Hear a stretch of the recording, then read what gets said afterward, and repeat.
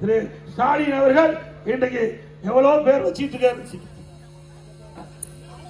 நலம் காக்கும் ஸ்டாலின் நலம் காக்குறாங்க. எப்பா 4 வருஷம் கழிச்சு இப்பதான் மக்கள் நினைச்சிருக்காரு.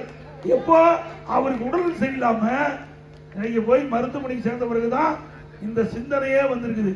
ஆக நமக்கே இப்படி உடம்பு சரியில்லை, மக்கள் எல்லாம் எப்படி இருப்பாங்கன்னு ஏதோ சிந்திச்சிருக்காரு. பரவாயில்ல, ஏதோ ஓட்டு போட்ட மக்களுக்கு அப்பத்தான சிந்திக்கிறாரு.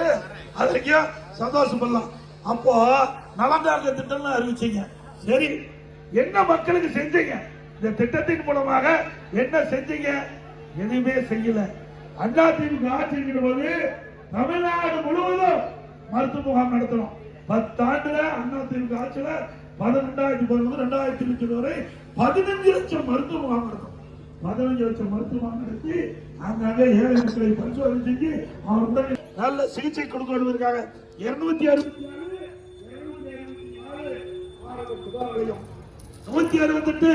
ஆரம்ப சுகாதாரம் மேம்படுத்தப்பட்ட 30 மடங்கு கொண்ட நரம்பு ஏற்றணும்.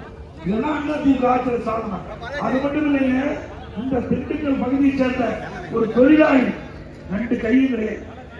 திண்டுக்கல் பகுதியை சேர்ந்தவர் அவர் என்னை வந்து நேரில் சந்திச்சு என்னை வந்து நேரில் சந்திச்சு 2 கையும் கிடையாதுங்க.